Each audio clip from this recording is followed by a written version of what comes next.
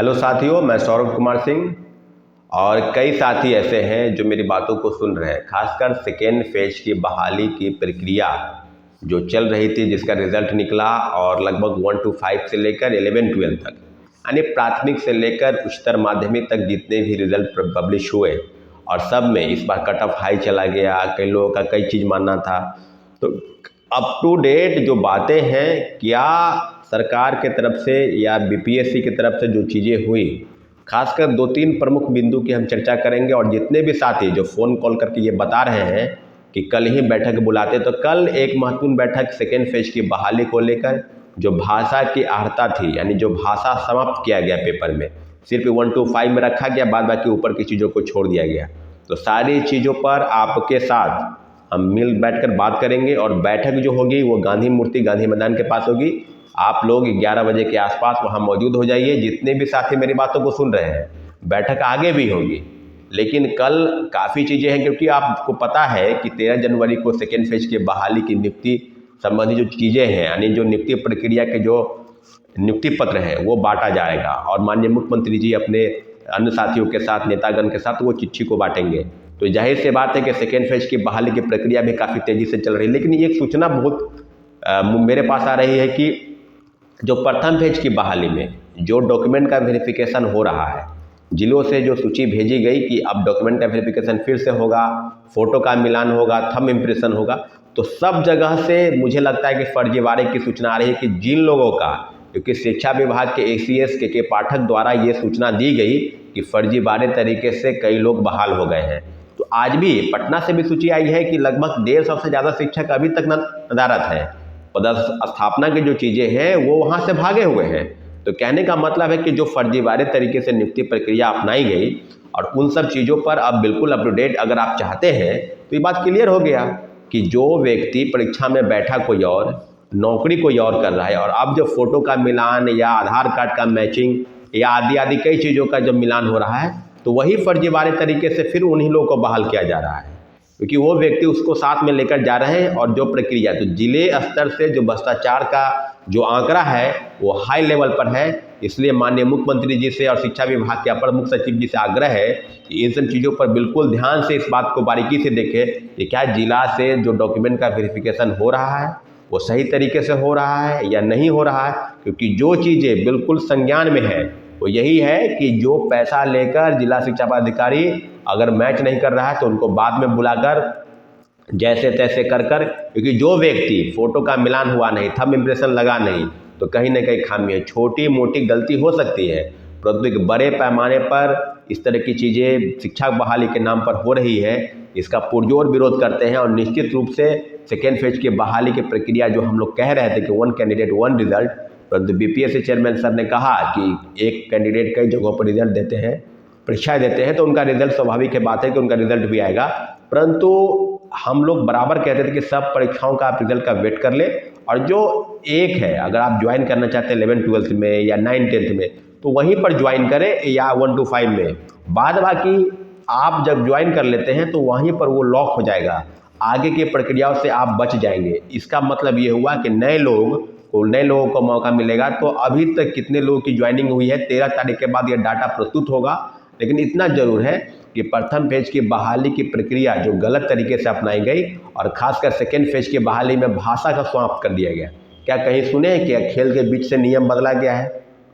अगर परीक्षा में भाषा को समाप्त करने की बातें थी तो वह परीक्षा के पहले कर देते। पूरे परीक्षार्थी तन मन से उसकी तैयारी करते हैं, और जब रिजल्ट निकालने के मात्र एक दिन पहले आप बताएं कि हम भाषा की अनिवार्यता को समाप्त कर देते हैं, यानी 0 कर देते हैं, नील बटा सन्नाटा।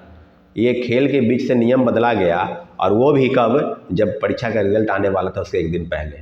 तो जाहिर सी बात है कि भाषा की अनिवार्यता समाप्त करना कहीं ना कहीं उन शिक्षक अभ्यर्थियों के साथ धोखा है। उनको 25 मिनट उनका समय लिया गया, 25 मिनट बर्बाद किया गया समय। क्या बीपीएससी इस बात को नहीं संज्ञान लेगी? इसकी पुष्टि तो वो कर चुके हैं, क्योंकि आपने अपनी गलती को ढकने के लिए, अपने पाप को छुपाने के लिए, क्योंकि उर्दू की जगह पर हिंदी और अंग्रेजी की जगह पर उर्दू और उर्दू की जगह पर हिंदी और हिंदी की जगह पर इंग्लिश, इन सब प्रश्न पत्रों को आपने परीक्षा में शामिल कराया। और उन सब चीज़ों पर दोबारा परीक्षा न लेने की स्थिति में आपने कहा कि भाषा के अनिवार्यता को समाप्त करते हैं। तो क्या प्रथम फेज की बहाली में शिक्षक बनने के लिए भाषा का जानकार होना जरूरी है और सेकेंड फेज की बहाली में उसकी जानकारी नहीं होनी चाहिए? क्या नोटिफिकेशन में जिस बात का जिक्र है इस बात पर लड़ाई आगे नहीं लड़ी जा सकती है? सारी चीज़ें बिल्कुल अप टू डेट है कि बिहार सरकार और शिक्षा विभाग ने अंधेरे में रखकर जिस तरह की चीज़ें की, उस बात की प्रामाणिकता हो गई कि जिस प्रकार की भाषा का इस्तेमाल के पाठक सर करते हैं। अभी एक उदाहरण है कि तुम्हारी औकात क्या है। मध्य प्रदेश के एक कलेक्टर ने एक ट्रक ड्राइवर के साथ बदतमीजी की हिट एंड रन मामले में, और उनको पता चल गया कि किसकी क्या औकात। उन्होंने कहा, ड्राइवर ने कहा कि हाँ बात सही है कि मेरी औकात क्या है, लड़ाई तो इसी की है।